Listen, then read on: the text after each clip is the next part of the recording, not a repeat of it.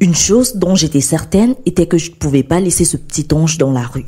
Elle paraissait certes très farouche, mais je parvenais à percevoir ce cri de détresse dans chacun de ses mots. Et si je l'adoptais? Salut, je vais continuer l'histoire d'Émilie. Vous pouvez regarder la première partie. Je mettrai le lien en barre d'infos. N'oubliez pas de vous abonner si ce n'est pas encore fait et d'activer la cloche de notification. Vous êtes bénis. J'avais proposé à Émilie de venir vivre avec moi et elle refusa. Quoi? Tu veux vraiment continuer avec cette vie? Au mieux, tu finiras aux arrêts, au pire, ils te tueront, car c'est ce qui arrive aux voleurs dans les rues de cette ville. Alors libre à toi de choisir entre un foyer et de vivre comme une jeune fille normale, ou alors de continuer dans ta vie de flânerie et d'incertitude. Son visage s'était tout de suite desserré et je voyais une once de douceur. Et qu'est-ce qui me dit que vous n'êtes pas comme les autres? Qu'est-ce qui me dit que vous dites la vérité? Qu'est-ce qui me dit que vous ne me donnez pas de faux espoirs et que tout ne sera pas fini avant même d'avoir commencé? Je ne peux pas te promettre que ça sera parfait.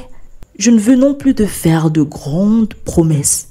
Tout ce que je sais est que je ne suis pas les autres. Je suis moi. Et je compte également sur Jésus pour m'aider sur ce coup. Lui seul sait comment tout ça s'achèvera. Et c'est qui, ce Jésus?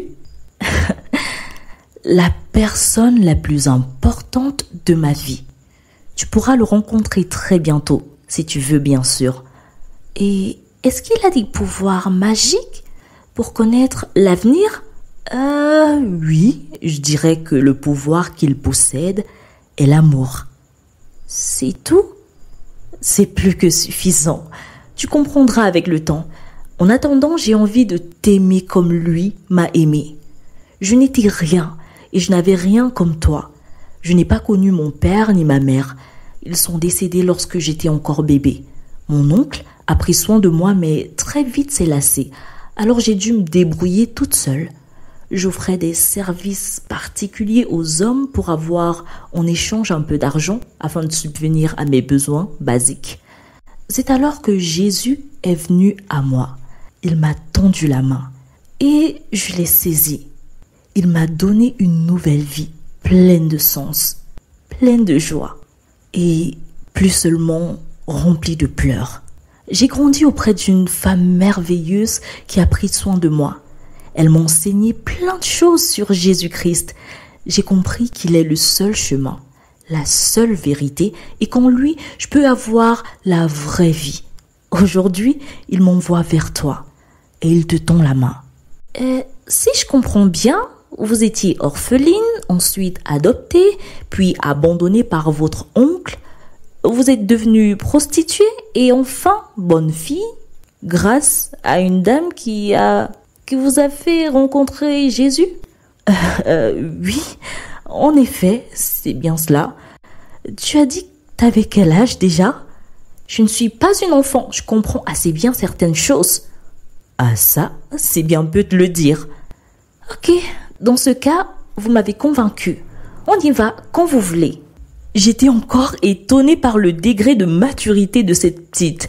J'en venais même à me demander qui de nous deux était la plus âgée. Nous étions donc arrivés à la maison pour qu'Émilie se débarbouille un peu et mange avant qu'on ne commence avec les procédures d'adoption. Nous avions commencé le lendemain de bonne heure. Ce fut très facile pour moi, finalement, d'adopter Émilie. Enfin, elle avait une maison, elle était heureuse et moi encore plus. Je l'avais présentée aux membres de ma communauté et tous étaient ravis de la rencontrer. Ils l'étaient encore plus lorsqu'elle s'exprimait. Son insertion était plutôt facile et je lui avais prêché l'évangile. Elle voulait toujours en savoir plus sur Dieu. La Bible était son livre de chevet et elle me posait 1001 questions par jour. Cependant, avec le temps, j'avais remarqué quelque chose d'assez bizarre pendant la nuit. À minuit précisément, j'entendais un bruit très étrange qui provenait de la chambre d'Émilie, un peu comme un grand vent qui soufflait. Au départ, je me disais que ça provenait de l'extérieur, mais je me rendis compte que c'était bien de sa chambre. Une nuit, je suis rentrée pour voir ce qui se passait. Lorsque j'ouvris la porte, je constatai qu'il n'y avait personne. J'avais été assez surprise et troublée en même temps. Il est minuit. Mais où est-elle? J'avais fouillé toute la maison, mais rien. J'étais alors rentrée dans ma chambre et j'attendis le jour se lever. Comme par hasard, elle était à nouveau dans son lit. J'étais perplexe. Je ne voulais pas en parler, il fallait que j'en sache plus. J'avais observé la situation pendant une semaine et c'était la même chose à chaque fois. Je commençais à avoir peur. Je ne savais quoi faire car Émilie avait l'air normale en journée, comme si de rien n'était. Je me levais donc à minuit pour prier et pendant que le vent en question soufflait, je persistais encore plus à mon tour dans la prière. Puis un soir, alors que j'étais en train de prier, j'entendis un cri. Je me précipitai dans la chambre d'Émilie et j'eus la peur de ma vie. Elle était allongée sur le sol avec des pattes de souris. J'étais seule dans ma maison au beau milieu de la nuit. Je ne pouvais pas appeler à l'aide. Alors je priai autorité au nom de Jésus. Je me mis à prier plus intensément. Alors elle se mit à s'agiter. Laisse-moi partir. Tais-toi. Qui es-tu? Je suis le démon de séduction. J'habite dans ce corps depuis des années. C'est ma maison. Elle m'a été léguée de droit par sa grand-mère. Elle faisait partie d'un cercle et elle a nommé cette gamine comme héritière. Après mon assignation, j'ai réalisé que je ne pouvais pas m'épanouir lorsqu'elle serait toujours dans un bon foyer. Alors j'ai tué ses parents. Je peux prendre la forme de ce que je veux. Et ce jour, lorsque ses parents sont sortis pour aller en voyage, sous la forme d'une souris, j'ai saboté la voiture afin qu'ils aient un accident. Après ça, Émilie était dans la rue, alors je pouvais faire ce que je voulais. Toutes les nuits, elle se transforme en une jeune, belle dame et se rend dans des boîtes de nuit.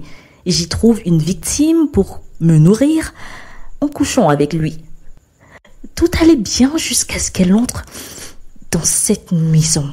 C'était compliqué au début et ça l'est de plus en plus. Et cette nuit, la pression est beaucoup trop forte. Ma transformation n'est pas complète. Je ne peux plus bouger. Libère-moi. Laisse-moi partir. Ça brûle ici. Ça chauffe. J'ai reçu autorité sur cet enfant. Elle est désormais dans la maison de Dieu et je t'ordonne de sortir. Libère son corps. Pars au nom de Jésus. Pars et ne reviens plus jamais. Je la couvre du sang de Jésus-Christ et je déclare qu'elle est invisible pour le monde des ténèbres. Émilie reprit sa forme normale et elle s'endormit. Elle le demeura jusqu'au matin. J'étais restée près d'elle. Elle dormait si paisiblement. Bonjour Émilie. Bien dormi? Oui, très bien. Merci beaucoup. Te souviens-tu de cette nuit? Non. Non, pourquoi? Non, rien. Viens, on va méditer avant d'aller prendre le petit déjeuner.